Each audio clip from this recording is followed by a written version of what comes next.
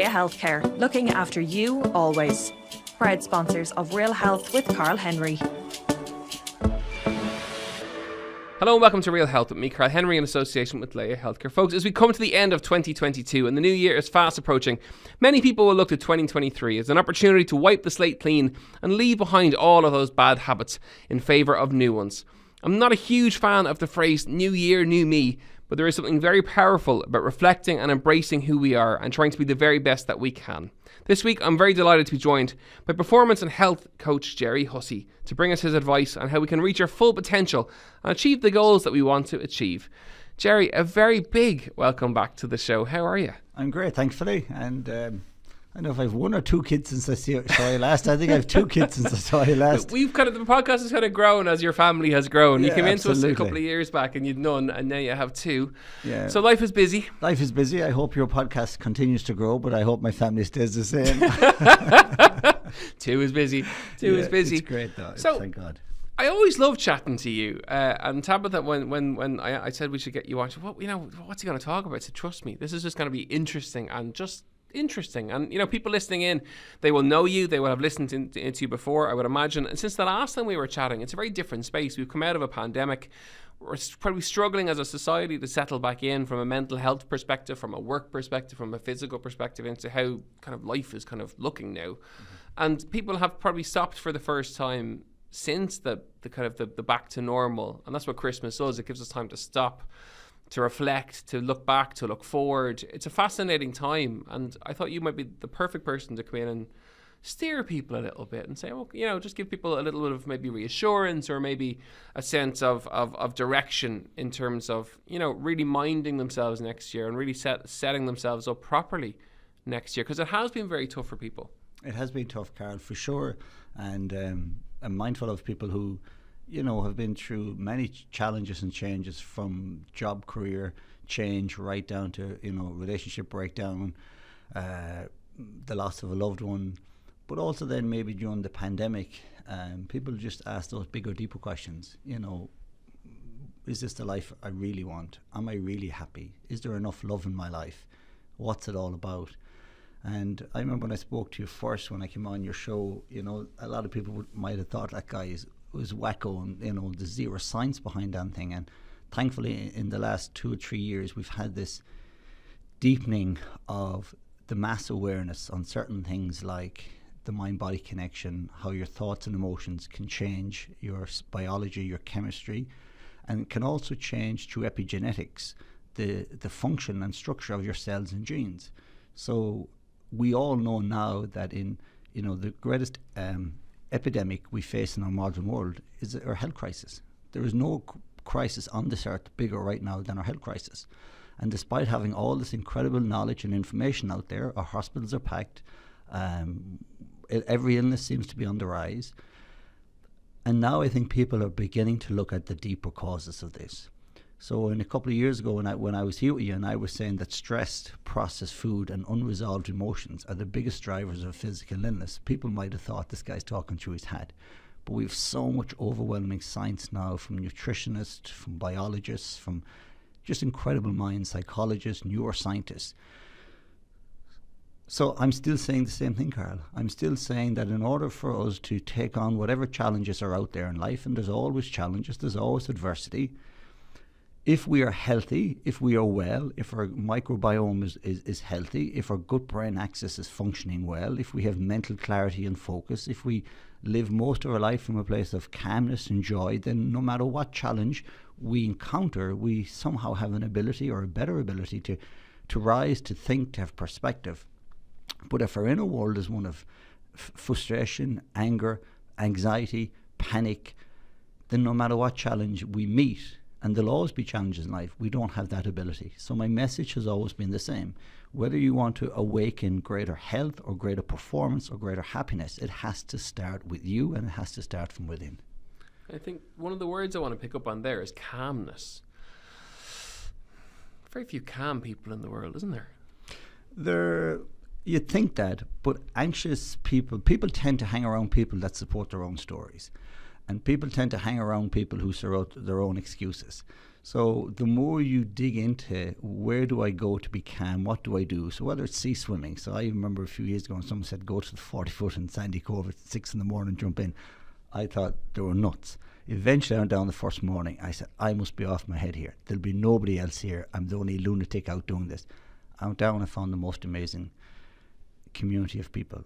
Tribe, isn't it? And I've read the book about it. The book is by Lady and Grace, and Finding Your Tribe, and it's about that, isn't it? Finding the tribe of people who live the way you want to live and support the way that you want to live. And if that's drinking in the pub all weekend or sea swimming at 6 o'clock in the morning, it's finding the tribe that has the kind of almost the criteria of what you want to achieve. And that's exactly it. And I think what we need to know is when it comes to the masses are often being controlled by external situations. So whether it's media, whether it's misinformation, whether it's social media, and we kind of think everybody's doing this.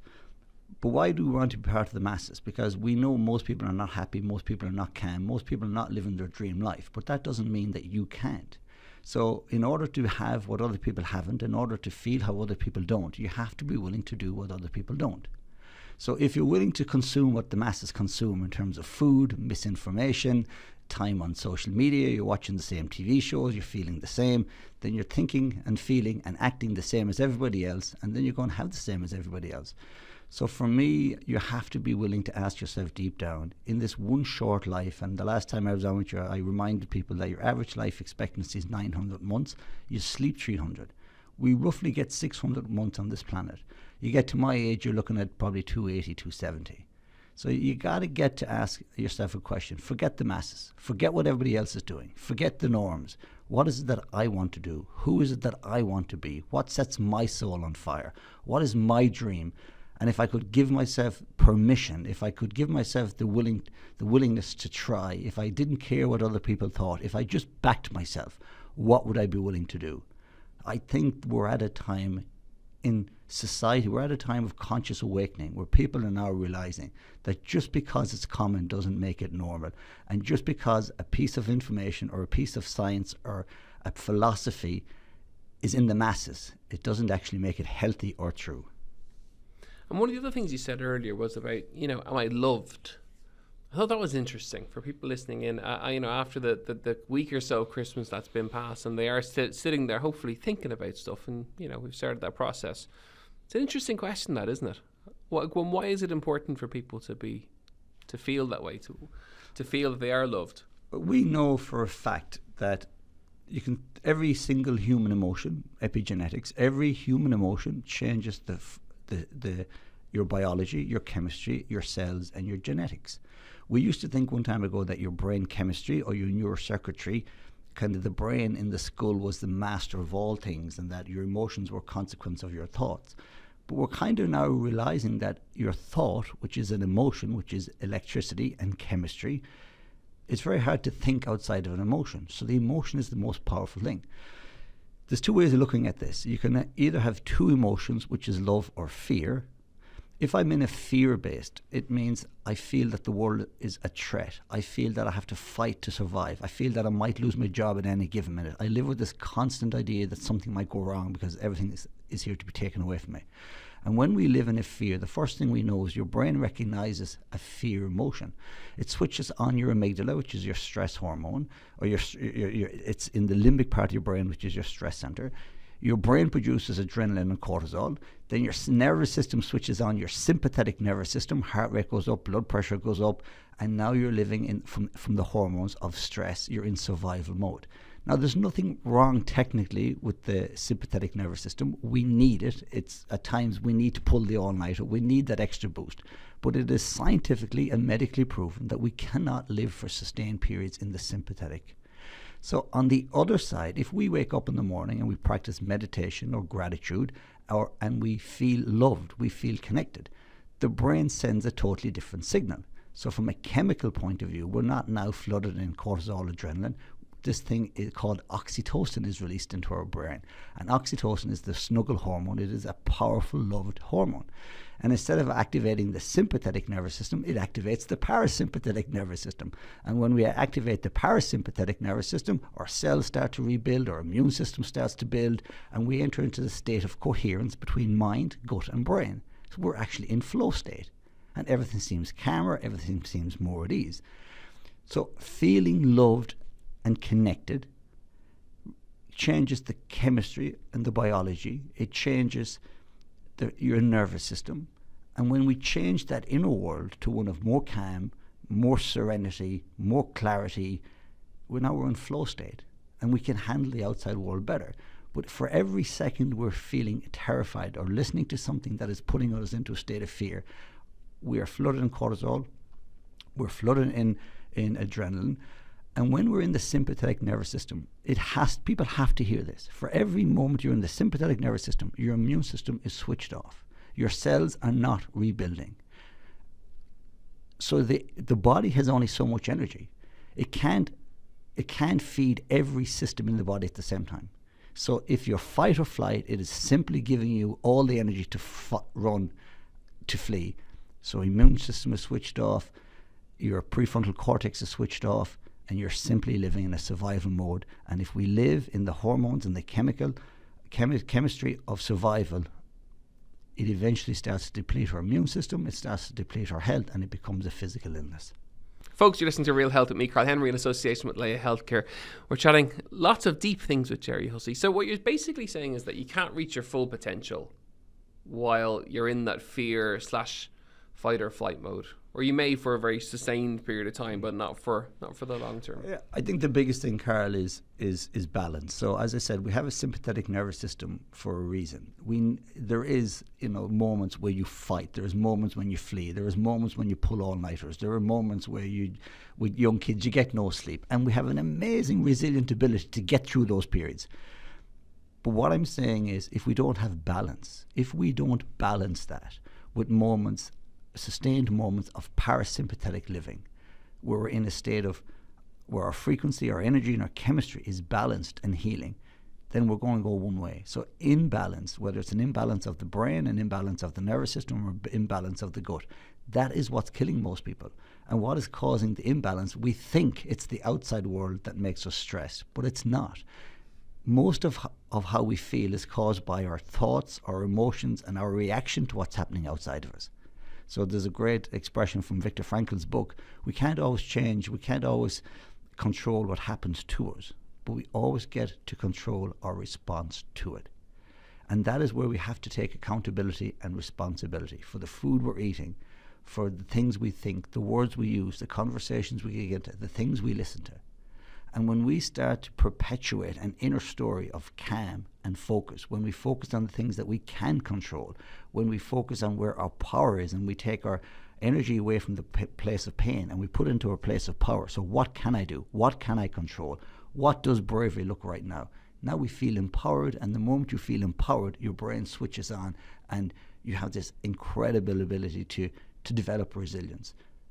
But if we're living in a state of imbalance, or what's called a sympathetic dominant state, we can't have any of those things. What do you say to people who are listening in who say, you know, I am in fear. The cost of living is through the roof. My electricity bill has gone up to whatever. I'm worried about putting bread on the table, or I can't control this. What do you say to them? I think it's awareness, Karl. Like we're sitting here today. This building could go on fire, but we're not worried about that. We will die, but we're not worried about that at that moment. So there is threat in the world at all times. Some of it is real, some of it is immediate, and some of it is imaginary. Very often what we know is our mind spends so much time. If I was to ask anybody, at any given moment, what percentage of your mind and energy is totally focused on this moment, and how much of your time and energy is taken up by the past and the future? We tend to go into the future and create a story of doom that may never exist. If I was to ask people, how many times have you worried about something that never actually happened? Or when it did happen, it wasn't half as bad as you thought it was. So with any situation like this, the worst thing that can happen to us is death. It will happen, but we're not worried about that today because our energy is not being consumed by it. Instead of focusing on the death, we're focusing on, well, we're alive today. I'm here with you. We're drinking water and we're having a good time. So the future is going to happen. But WIN means what's important now. So you pick any area of your life, from your physical wellness to your mental wellness, your financial wellness. You ask yourself, what can I control? What one step would make it better? So we spoke a bit off air about, I'm very good at physical and emotional wellness. I'm bad at financial wellness. I don't really take the hood off the bonnet and have a look because I'm afraid to look. But when I do, I realise, God, there's lots of stuff I could do to be a bit smarter, a bit cleverer. So I would say to people, instead of kind of hiding and putting your head in the sand waiting for the tsunami to hit you, take your head up and look at what one thing could I do every day to increase my physical health, my mental health, and my financial health. What one thing could I do to increase my relationships? And that's where I tend to focus. It's like training for an All-Ireland final or training for an Olympic final. You could lose. You could get beaten on your first fight. You could, but do you want to focus on that? Or do you want to say, right, in that first match, in that first 10 minutes, how do I want to be? How do I want to turn up? How do I want to play? And when you begin to condition your mind to focus on what you want, not what you don't want, on what you love, not what you fear, and when you begin to realize that in every moment of life, there is what you can't control and what you can control. And when you become really, and I mean really accountable to what you can control, whether it's financially or psychologically or emotionally or nutritionally, and you start to make better choices, then you have to just trust the universe or God or whatever you believe in and say, I can leave that to that, but I'm making the best possible choices. And most people, when you really ask them, what do you know about mental health? Are you doing everything you can? What do you know about physical health? Are you really doing everything you can? So for me, it's make an honest commitment to live everything you know. And when you do that, there's nothing more you can do. And is part of it kind of taking ownership then of not putting your head in the sand and say, okay, well, I'm really good at this, but not really good at that, and being honest about it. And it's a great time to do that now, isn't it? Because we generally have a little bit of time off work. It is a lovely time to look at the different aspects of things and to be honest with yourself and say, yeah, well, no, I'm not good at that, or I need help with that, or I need to work on that. And that can form almost your strategy for 2023. I think it's really important, Karl, and we're social beings and we perform better in teams. And a team doesn't have to be a team with professionals. Now, sometimes you need a professional, whether it's psychological or financial. Don't put it off, don't delay. We know talking helps. We know that when you get something out of your head, often 99% of the time, it's not as bad as you think. And there's options out there that you probably never considered. But it doesn't have to be a professional. So you might have a friend. So for me, I might have a friend that's very good with money. Okay, well, why don't you sit down? Like even you were saying you've spreadsheet. Well, I might. So we all have friends that are good at things that we're not good. So what if they helped us with something and then we help them? So a team is people who have a certain skill set that takes that stress out of their life. And I think when we build a community of people, I think it's don't surround yourself with people who are good at what you're good at, who believe in what you believe and don't challenge you. Surround yourself with people who have different skill sets, who have different belief systems. Then you bring something new to that group. That group then could also... So it's really important. If you want to be better at physical training, you have to hang around people who are good at it. If you want to be better at confidence, you have to hang around confident people. If you want to be better with finances, you have to hang around people who are good with finances. And that's the challenge. Moving into a new year, we always think of a new year as we're doing something different, but we want to think the same, hang around the same people, eat the same thing, and we don't change anything. But what I always say to people is, if you don't change, nothing changes. So don't say a new year. The year's just a year. The year will be as new as your thinking, your actions, and your behaviour. And if your thinking, actions, and behaviour, and the people you surround yourself with are not new, this new year will just be the same year. And change can be tough. And as we get older, change can be tough. We probably like change even less. Some people not so much, but generally, as people get older, change becomes a bigger and scarier thing. Like we just moved house and I'm 40. No, not too scary. But 10 years down the line, if I was 50 or 55 or 60, it's a bigger thing for people. So it is okay if people listening are scared by the thought of change, but it is necessary if you want to make those changes proper. Yeah, and I think, to overcome the emotion, so in order for change to be successful, repeatable, sustainable change, you have to have a new emotion that's more powerful than the emotion you're feeling right now. So think of this. You arrive home at your house, or I arrive home at my house is on fire. and it's in a real state of fire. So your brain makes this idea. It looks at the heat, the temperature, it says don't go in there. Okay. Then one of your children shouts from the upstairs, "Daddy, daddy, daddy, I need you." What do you do now, Karl? Go in, of course. Okay, so where did the change of behaviour come from? Externals, you have an external reason to go. Yeah, but what in you was triggered? Your fight or flight. So you moved out of fear back into love. Because you love the person in that house, you can do all things. So think about if I said to you, we have to run a marathon tomorrow. I might say, well, we haven't been trained. I don't know if we could do. We need 6 months. And then I say, like, someone's after capturing one of our children. And the only way we'll ever see them alive again is if we run 26 miles tomorrow without stopping. Do you think you'd do it? Would it be any problem? No. That's now we begin to change. We have to have a why that's really powerful. And for me, the why sometimes is the scientific fact that if we live in a level of stress, if we live in a sympathetic dominant state, or what I ask people is, if you continue to eat the way you eat, work the way you work, live the way you live, what does that look like in 15 years' time? We know now that stress, unexpressed emotions, unpursued dreams, unreleased trauma is actually what's killing us. So when I wake up in the morning, sometimes I don't want to swim, I don't want to exercise, I don't want to meditate, but I'm in an emotion of maybe I'm a bit tired, I'm a bit fed up, I'm making excuses, and if I sit within that emotion, the rest of my day is going to go like that. So I need a higher emotion. So what I do is, my little boy Eli is only 2.5. I have a new little lady in the house at 11 weeks. I imagine Eli getting married. And that's probably 30 years away, Karl. Not only do I want to be there, but I want to be healthy and well. All of the science is telling me that 80 to 90% of whether I'm there and healthy comes down to the decisions I make today. And that fires a new emotion. So what I'd be saying to people is, don't just focus on what you want and how to get there. Why is this important? Let me remind you that you are somebody's hero. Whether you're their daughter, their son, their mum, or their dad, somebody looks at you and you are the goal in their life. You are their hero. And if you're not around, their life is darker. So if you're setting a mission for this year, it may be around making more money, but please make it a health goal. To be more vibrant, to be more happy, to be more healthy, to be there for the people who need you when it really matters. And that is the responsibility we all have to take.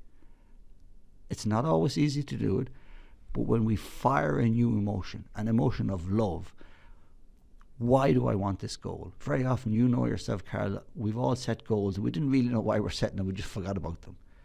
It has to be an inspiring goal. It has to be a goal that fires an emotion that's more powerful than fear, that's more powerful than fatigue, that's more powerful than old excuses. And for me, that emotion is love. Whether it's running a marathon or running into a house that's on fire, when we are filled with an emotion of love, we can do whatever we want. On that note, we could talk for hours. We always can. That's why I love bringing you in. If people want to find you, where can they find you? Our business is soulspace.ie, so that's our business. And my Instagram is @Gerry Hussey, and we have @soulspace_the experience. Gerry Hussey, it's been wonderful catching up. I think you've given people exactly what we wanted, which is food for thought and the tools with which to make the changes that they want to. And have a fantastic 2023 yourself. We'll catch up along the way, I'm sure, many, many times. And it's great to see you. Folks, that is it for another episode of Real Health with me, Karl Henry, in association with Leia Healthcare. As ever, you know where we are. realhealth@independent.ie, @KarlHenryPT on Instagram. You got plenty of homework to do between this week and next after all the content that Gerry has given you. And we'll see you next week for more Real Health. Slán go fóill. Leia Healthcare, looking after you always. Proud sponsors of Real Health with Karl Henry.